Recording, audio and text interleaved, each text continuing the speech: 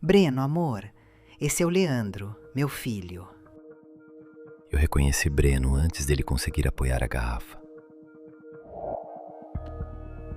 2 anos antes, eu sabia até de que lado da minha cama ele dormia. Minha mãe tinha se casado 6 semanas antes. Eu odiava aquele jantar, porque não queria conhecer o homem de 27 anos que ela chamava de marido. Eu tinha 35. O problema nunca foi a idade. Vocês já se conheciam? Não, nunca. Nunca? Quando Breno disse que nunca tinha me visto, eu podia desmentir. Não fiz isso. Queria obrigá-lo a sustentar a mentira até ela doer. Mãe, você sabe mesmo com quem se casou? Se está tentando me contar que ele é bi, chegou atrasado. E o resto? Ele já tinha a própria imobiliária quando nos conhecemos. Eu não preciso ser salva. Eu precisava que Breno estivesse usando minha mãe.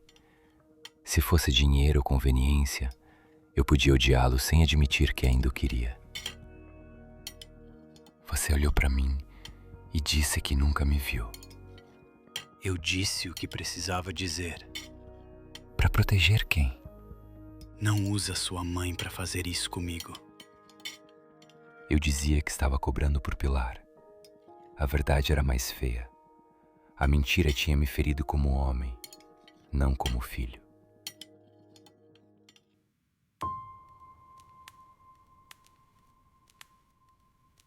Está tudo bem?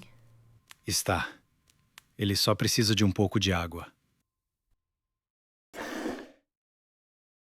Quando a ansiedade subia, eu prendia o polegar dentro da mão até doer. Breno foi o único que aprendeu a perceber isso antes de eu dizer qualquer coisa. E ainda estava fingindo que nunca tinha me visto. Você sempre traz desconhecidos direto pro quarto? Só os que não forem embora quando tiveram chance. Convencido. Posso ser, mas você fechou a porta. Eu não levei Breno ao quarto por espontaneidade. Levei porque ali eu controlava a regra. Ele entrava, a gente ficava e ninguém perguntava o que vinha depois. Um dia você vai me oferecer café? Você nunca fica até o café. Você nunca pede. Achei que o combinado estivesse claro. Não foi uma noite, foram várias. Eu não precisava mandar Breno embora. Bastava abrir a porta antes de amanhecer e nunca pedir que ficasse. Hoje eu não quero ser só o que acontece antes de você dormir. E o que você quer? Saber se você me deixa ficar no depois. Naquela noite, Breno não pediu sexo. Pediu para acordar ao meu lado. Eu não consegui dizer fica. Só tirei meu corpo do caminho e deixei metade da cama vazia.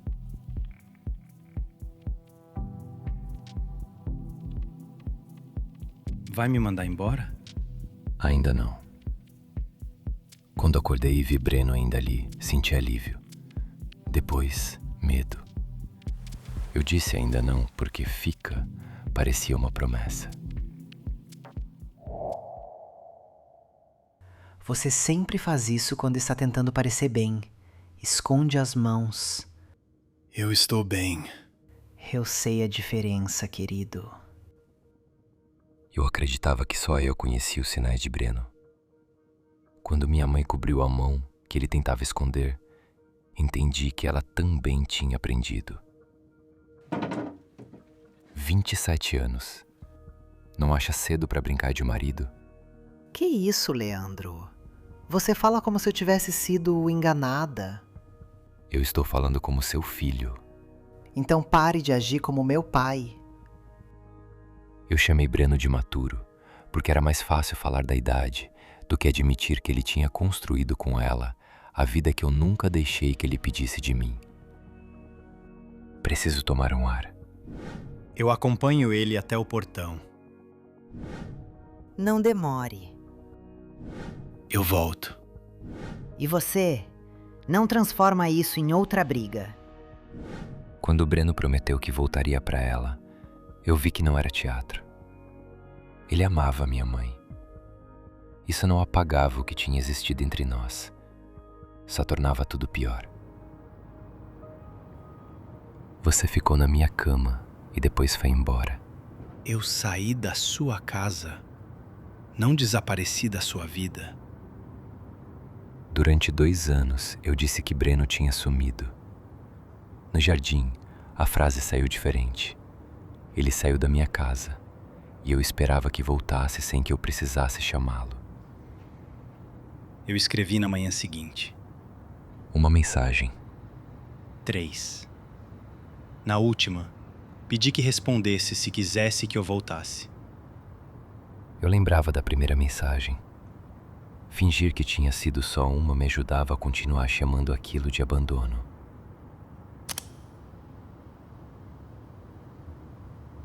A primeira mensagem eu abri.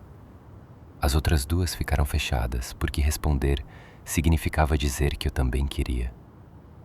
Arquivei a conversa e esperei que Breno arriscasse mais uma vez. Eu parei porque você não respondeu. Eu achei que você fosse insistir. Eu já tinha insistido. Quando você descobriu que ela era minha mãe, eu queria ser escolhido sem correr o risco de escolher. Quando o Breno parou de insistir, transformei meu silêncio no abandono dele. Ela me mostrou uma foto sua quando montava a lista. A gente já estava junto havia quase 1 ano. Antes do casamento? É. Eu queria ouvir que ele tinha descoberto tarde demais. Não foi isso. Breno me reconheceu antes dos votos e teve tempo de falar. Quando eu descobri, eu já amava sua mãe. E isso tornou a mentira melhor? Não. Só tornou a verdade mais difícil. Ele já amava minha mãe. Não era a resposta que o absolvia. Era a resposta que me impedia de fingir que o casamento tinha sido uma encenação. Você escondeu porque achou que tinha acabado? Eu precisava que tivesse acabado. Não foi o que eu perguntei. Você ainda me quer? Quando perguntei se ele ainda me queria, eu já sabia que a resposta podia ferir minha mãe. E eu perguntei mesmo assim. Quero. E é por isso que eu não posso fazer isso. Eu tenho que contar para Pilar. Ela precisa saber.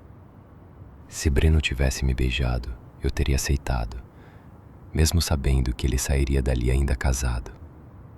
Foi ele quem colocou o limite que eu não estava disposto a colocar.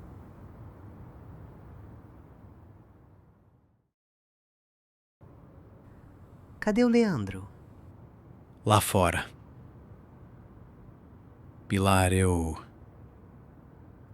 preciso te contar uma coisa, antes que Leandro conte por mim.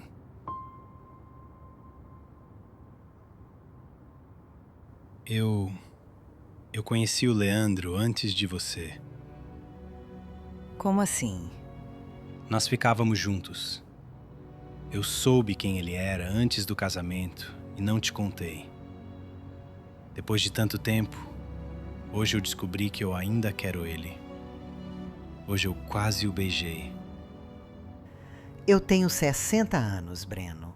Eu sou uma mulher prática. Drama não condiz mais com a minha personalidade. Você teve tempo de me contar, não foi? Foi.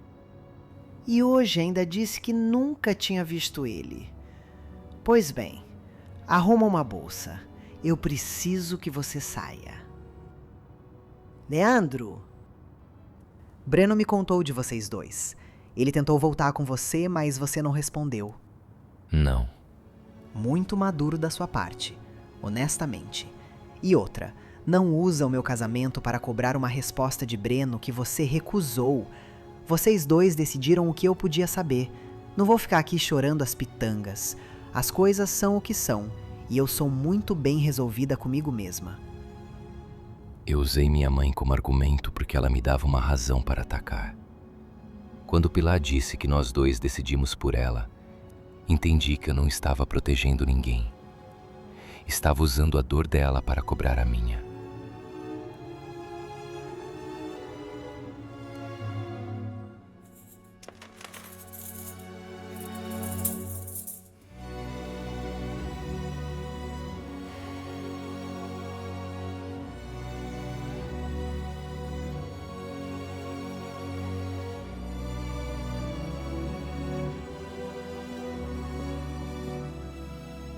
Fica na minha casa. Só por hoje. Você não precisa ficar sozinho. Eu gostaria de ir, mas não posso sair da casa dela e entrar na sua assim, Leandro. Breno. Não, Leandro. Pilar não merece isso.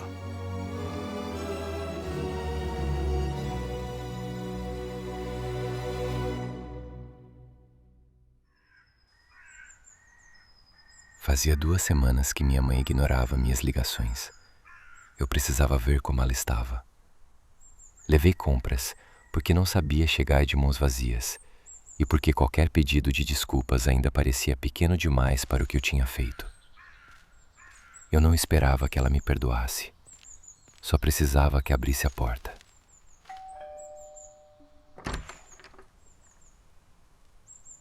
Oi.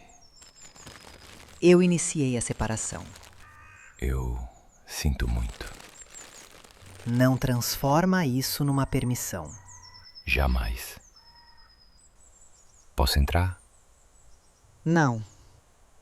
Ela não estava me punindo. Estava escolhendo a distância de que precisava para não fingir que a confiança ainda estava intacta.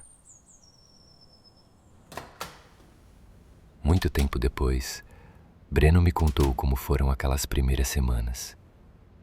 O corpo dele ainda repetia uma vida que já tinha acabado. Ele sentia falta de Pilar, mas isso não tornava o casamento possível de novo, nem transformava a separação numa desculpa para me procurar. Às vezes, ainda servia 2 pratos antes de perceber. Em outras, abria meu contato e fechava sem escrever.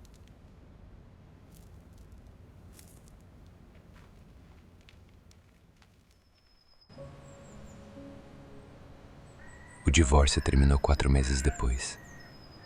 Eu não escrevi para ele no mesmo dia em que o divórcio encerrou, nem na semana seguinte.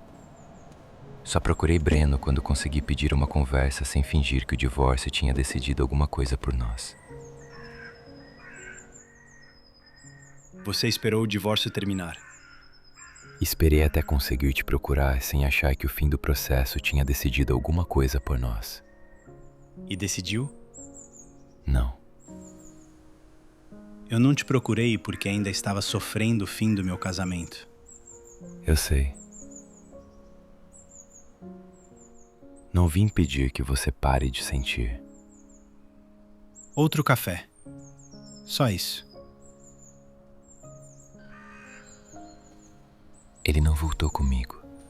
Só aceitou outro café. E pela primeira vez, eu consegui não chamar de rejeição aquilo que ainda estava só no começo.